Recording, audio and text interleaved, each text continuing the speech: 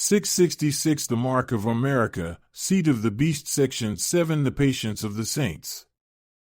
Human existence is a continual battle to establish and maintain individuality.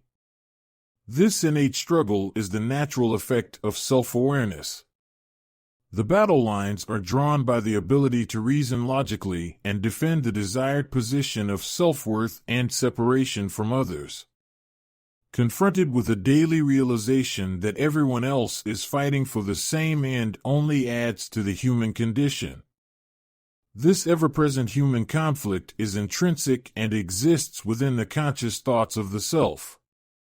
When one feels powerless over the armies of outward circumstance and the influences that clash with self-awareness, the natural tendency is to relieve the ensuing battle within by joining others outside the self and engaging an enemy that does not threaten individuality. When the individual becomes part of a whole, the deliberate or immediate need to reach self-realization no longer exists because the values of self-worth are defined as generalizations, which exclude personal preference in favor of accepted norms. Lost on this battlefield is the conscious ability to maintain uniqueness and independence. Thus, to ease and ignore the inner conflicts that humans engage in to assert the self, and find the balance to which they are naturally inclined, they look for battles outside of themselves. When others are found who have likewise given up the pursuit of individualism because of the outward pressures that fight against it, peer groups of equality are formed. Peer pressure has little to do with the demands that others have on an individual, but more to do with the desire to replace the losing battle of one with the concerted effort of several. A battle shout of many transforms the unheard cry of one into an emotional array of substance that brings perceived unity and fulfills the wish of being counted of worth. The first form of this unity comes when humans separate themselves from others into family units in which the parent's inability to realize self-worth is substantially decreased by the hope that the child will one day be of a greater value than them. No sacrifice is too great to assure the parent's self-worth by the success of the child. Parents spend their entire life savings to send their children to school for a college education to become either what they did not, or to meet or exceed what they have. The need to demonstrate a purpose for their lives forces poor peasants to sacrifice their safety for a better life for their children. Hence, the losing battle within is forgotten by the hope of their children's victory. Sibling rivalry threatens the unity desired by the parent.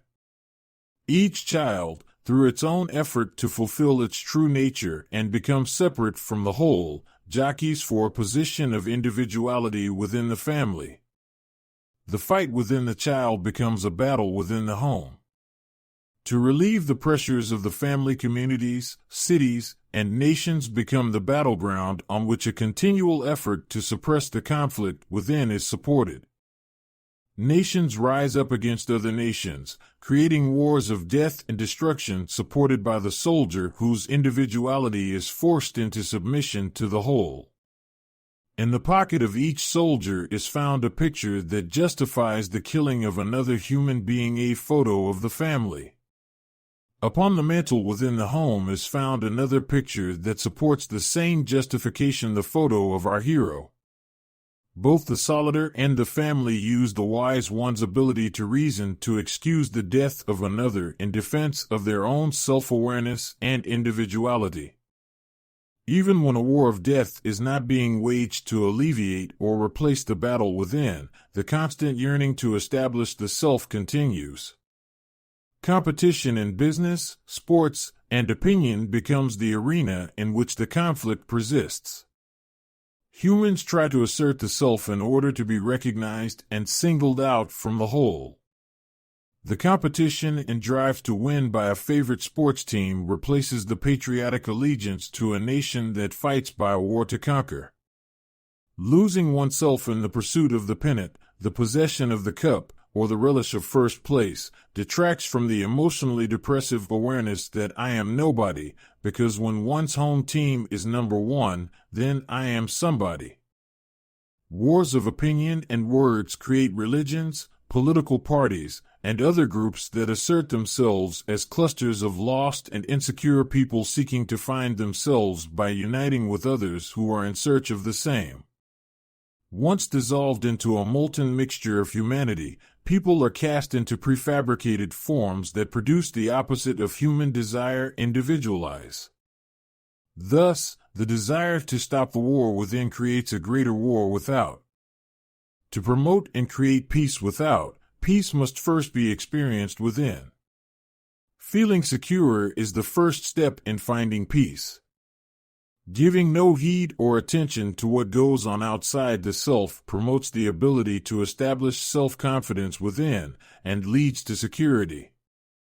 When there is no comparison to what is outside, what is inside takes precedence over everything else.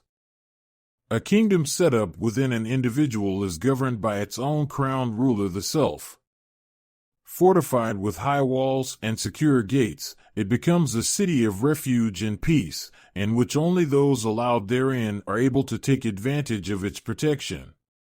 When threatened by those without its walls, the gates are shut, and fortified with the confidence that the king within is the greatest of all the kings of the earth.